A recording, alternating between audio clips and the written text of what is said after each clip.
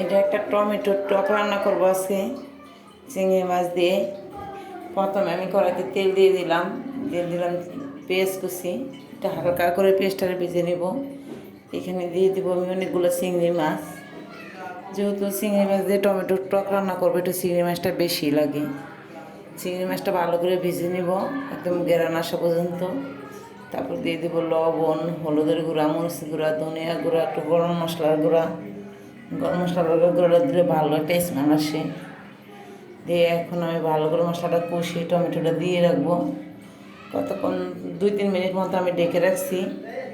এখন দেখেন আমার টমেটো টকটা এরকম হয়ে গেছে। আমি মাঝখানে কয়েক বল নেড়ে দিছি। উপর দিয়ে দিব আমি এখন ধনিয়া কুচি, কয়েকটা কাঁচামরিচ দিয়ে আমি 1 মিনিট পরে নামিয়ে ফেলবো। এই টমেটোর টকটা খেতে এত বেশি পরিমাণে মজা হয়, কি বলবো আর। একবার রান্না করে না খাইলেই ভুল করবেন, একবার রান্না করে খেয়ে দেখে।